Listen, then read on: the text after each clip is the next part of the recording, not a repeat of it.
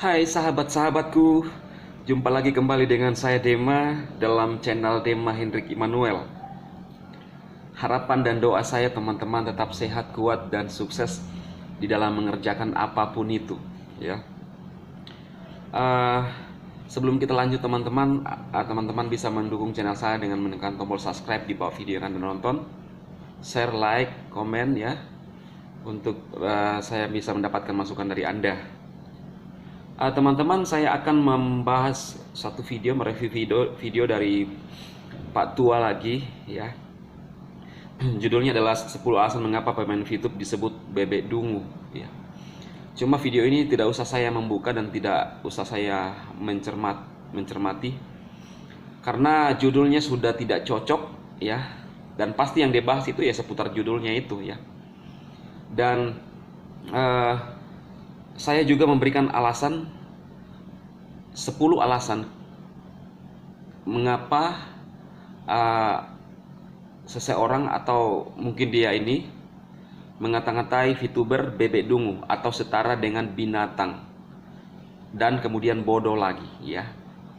Jadi teman-teman, inilah yang kemungkinan terjadi dengan seseorang ini ya, atau Pak Tua ini ya. 10 alasan ini teman-teman bisa simak dan juga bisa menambahkan komentar-komentar pada kolom-kolom komentar jika masih ada yang mungkin saya lupa ya. Nah, ini langsung saja kita lihat teman-teman ya. Yang pertama adalah orang itu mungkin dia makhluk lain ya. Karena kenapa? Kita ini kan manusia ya. Kita adalah ciptaan Tuhan yang mulia. Kemudian kita mencoba memberikan perbedaan dengan diri kita, dengan sesama kita, dengan mengatai bebek. Bebek itu kan binatang. Kemudian dungu. Dungu itu kan bodoh, berarti bebek bodoh. Berarti dia adalah seorang itu berarti mungkin makhluk lain, teman-teman. Ya. Ini yang pertama.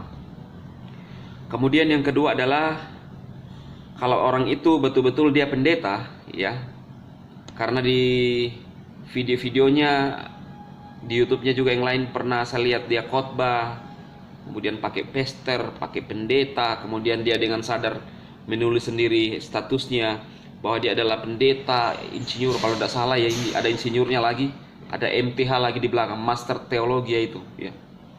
Nah, kalau dia benar-benar dia pendeta, berarti itu adalah pendeta palsu ya. Karena setahu saya pendeta tidak mungkin mengata-ngatai orang bebek dungu ya. Apalagi kalau dia pakai MTH, itu kan dipelajari semua, cara bicara kita ya, bagaimana kita menghargai sesama kita ya. Jadi kemungkinan orang itu pendeta palsu ya, oknum ya teman-teman. Kemudian yang ketiga adalah bisa juga karena faktor umur, berarti sudah pikun ya. Jadi sembarang apa yang dia ngomongkan. Nah, ini yang ketiga.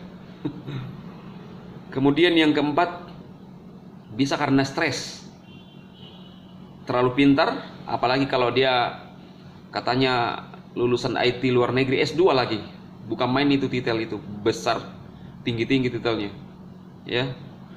Bisa karena terlalu stres. Ada kok orang yang bisa stres karena terlalu pintar ya. Jadi itu di otaknya itu menumpuk, jadi dia tidak mau kemenakan, akhirnya dia stres, sembarang apa dia ngomong ya. Itu yang keempat. Kemudian yang kelima itu teman-teman, karena kurang ajar ya. Seorang mengatai binatang karena kurang ajar, kurang diajar. Bisa juga karena memang dia diajar tetapi dia bandel ya. Ini yang kelima. Kemudian yang keenam teman-teman, tidak dapat kasih sayang dari orang tua ya. Jadi karena ada orang yang karena tidak dapat kasih sayang akhirnya sembarang dia buat, bikin onar ya. Atau kalau dia sudah menikah mungkin tidak dapat kasih sayang dari istri ya. Jadi bisa jadi semua ya. Itu di bagian keenam. Kemudian yang ketujuh, bisa juga karena terlalu banyak minum kopi ya. Jadi overdosis. Akhirnya karena sering minum kopi, mungkin konsentrasinya jadi hilang. Jadi amburadul bicaranya, apa yang dia ngomongkan sembarang. Karena kan itu sudah tidak ada bahan lagi. Tidak ada bahan untuk kita menjelaskan. Kalau VTuber kan jelas. Kalau saya tidak mereview videonya Pak Tua ya, pasti saya akan memberikan hal-hal yang berkaitan dengan VTuber karena ada bahan. Saya punya bahan banyak sekali, masih banyak yang harus dibahas tentang VTuber karena kita ada bahan bagaimana kita memberikan manfaat buat banyak orang tentang VTuber. Kalau yang orang ini kan tidak ada bahan, jadi sembarang judul dia bikin ya, terlalu banyak minum kopi. Kemudian juga yang ke-8 adalah terlalu banyak menghafal undang-undang ya kali ya, atau bisa juga karena dicampur-campur IT ya, karena katanya dia lulusan IT luar negeri S2, terus terlalu banyak belajar undang-undang, akhirnya juga undang-undang yang dia gunakan salah sasaran. Memang dia menggunakan undang-undang memang, tetapi tidak cocok sasarannya. Nah itu yang ke-8. Kemudian yang ke-9, terlalu banyak makan gorengan ya. Jadi banyak makan minyak, sering makan gorengan. Karena kan yang disarani mendingan jual gorengan. Mungkin dia hobi makan gorengan kali ya. Maka itu bisa jadi seperti itu. Kemudian yang ke-10, sudah putus urat malunya ya. Orang ini sudah tidak ada lagi namanya hati nurani. Dia dimaki juga tidak ada mampan ya. Dia tamak atau dia ingin viral dengan melakukan apa saja ya. Jadi itu bagian ke-10. Jadi sudah tidak ada urat malunya. Mau dikata-katai dia apa, tidak peduli karena memang udah putus itu urat malu ya. Dia mau viral, yang penting dia mau viral, tamak, dia melakukan apa saja. Nah inilah ciri-ciri orang-orang yang bisa yang mengata-ngatai temannya bebek dungu ya. Karena bagaimanapun juga aplikasi itu adalah buatan orang ya, dimana orang punya ide untuk membuat aplikasi, kemudian kerjaan orang ini hanya menyinyir aplikasi, bukan cuma menyinyir aplikasi, menjelaskan yang tidak sesuai ya. Ini sotak. Kalau orang Makassar bilang sok tahu ya. Padahal kalau memang kamu merasa jago dan menyinyir aplikasi orang, bahkan bukan cuma menyinyir aplikasi kan, mengata-ngatai orang yang mengerjakan aplikasi bebek dungu, tunjukkan dong karya Anda. Apakah benar-benar kamu punya karya yang lebih bagus daripada orang lain yang Anda nyinyir? Nah, ini tadi yang saya bilang 10 alasan, masih banyak lagi ya alasan-alasan yang lain. Mungkin teman-teman bisa tulis komentar, nanti saya akan bacakan alasan-alasan yang mungkin teman-teman bisa dapatkan kenapa seseorang itu bisa mengata-ngatai sesamanya bebek dungu, artinya setara dengan binatang ya. Dalam video-videonya saya rasa tidak ada alasannya lah. Tidak ada alasan untuk kita mengata-ngatai seseorang bebek dungu atau binatang sekalipun dia melakukan kesalahan ya. Justru kalau melakukan kesalahan kita memperingati baik-baik dan kita harus mengajarkan dia yang baik. Apalagi katanya seorang pendeta. Wah, makanya tadi saya bilang kayaknya pendeta palsu ya. Ini oknum pendeta palsu kalau saya melihat, kalau memang benar-benar pendeta.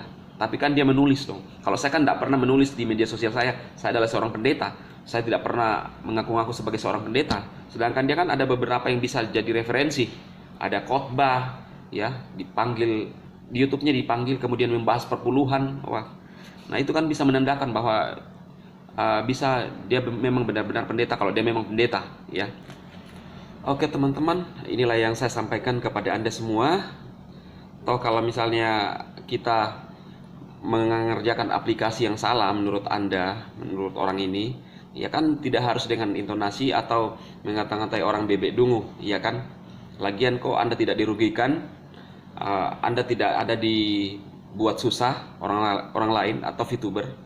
Toh kita yang menjalani, kenapa Anda yang pusing, ya? Oke teman-teman, semoga video ini bermanfaat untuk Anda semua. Tetap kerjakan bagian Anda dalam makhluk yang mulia, yang sangat berharga. Lakukanlah apa yang Anda lakukan, khususnya di VTube, untuk orang-orang yang Anda cintai, untuk orang-orang yang Anda kasihi, dan Anda lah yang berjuang untuk mereka, bukan untuk orang lain. Sukses buat teman-teman semua.